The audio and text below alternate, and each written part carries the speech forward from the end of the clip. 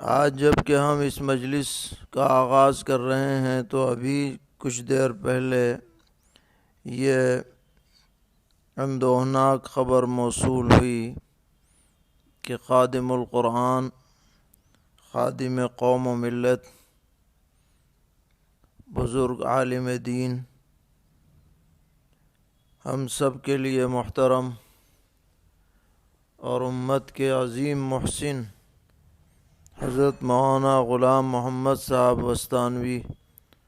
نور اللہ مرقدہ اپنے نیک اعمال کے ساتھ اور عظیم خدمات کے ساتھ اپنے رب کے دربار میں حاضر ہو چکے ہیں۔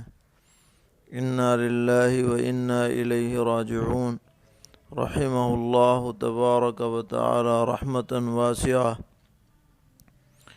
حضرت مولانا وستانوی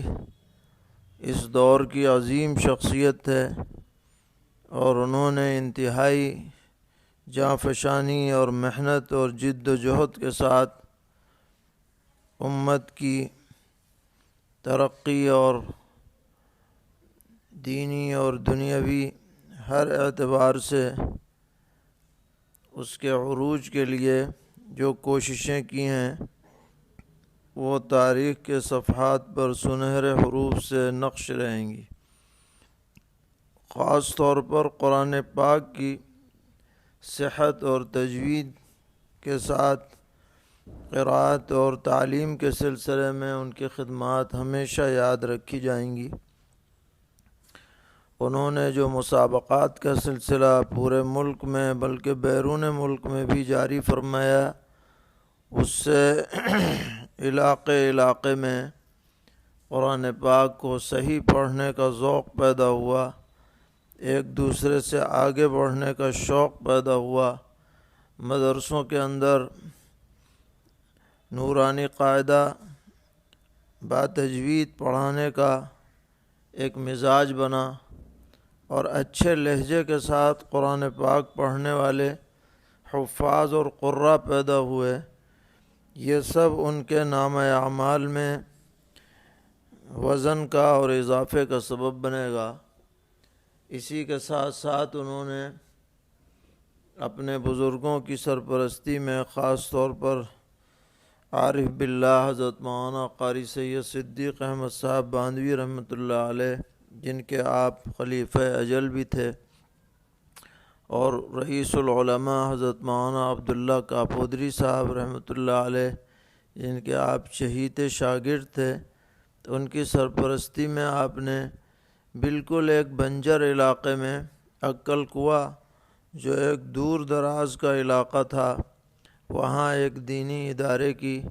اشاعت العلوم کی بنیاد رکھی، اور دیکھتے ہی دیکھتے گویا وہ پورا علاقہ ہی تعلیمی شہر میں تبدیل ہو گیا، جس میں ملک کا عظیم مدرسہ بھی قائم ہوا اور ساتھ میں عصری ادارے بھی قائم ہوئے، جس سے قوم اور ملت برابر فائدہ اٹھاتی رہے گی۔ اسی طرح آپ نے بہت ہی زیادہ کوششوں کے ساتھ میڈیکل کالج قائم فرمایا، جس سے قوم کے نوجوانوں کے لیے اعلیٰ تعلیم حاصل کرنے کے راستے کھلے۔ الغرض آپ کی خدمات ہمہ جہت تھیں۔ آپ دارالعلوم دیوبند کی شورا کے رکن بھی تھے، تقریباً 25-26 سال تک آپ سرگرم رکن رہے، کچھ عرصے کے لیے آپ محتمم بھی بنائے گئے دارالعلوم دیوبند کے۔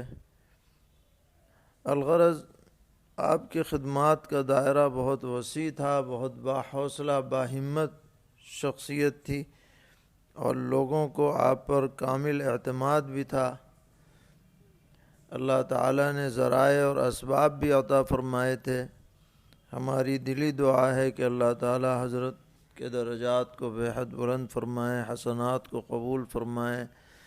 جانا تو ہر ایک کو ہے اپنے وقت پر، لیکن بعض لوگوں کا جانا وہ بڑے خلا کا سبب بنتا ہے۔ حضرت مولانا بھی انہی میں سے تھے۔ ہماری نیک خواہشات حضرت کے پورے خاندان کے ساتھ، بالخصوص آپ کے جانشین حضرت مولانا محمد حذیفہ وستانوی صاحب زیدہ مجدہم کے ساتھ ہیں، اور ہم دعا کرتے ہیں کہ اللہ تعالیٰ ان کے درجات بلند فرمائیں اور امت کو ان کا نعم البدل عطا فرمائیں، اور جو ان کے ادارے ہیں ان کو ہمیشہ سرسبز و شاداب رکھیں، ترقیات سے نوازیں۔ آپ حضرات سے بھی گزارش ہے کہ ان کے لیے دعا فرمائیں اور ایصال ثواب فرمائیں، سب پر ان کا حق ہے اور ہم یہی ان کے ساتھ کر سکتے ہیں، اس لیے کثرت کے ساتھ ایصال ثواب کا اہتمام کریں۔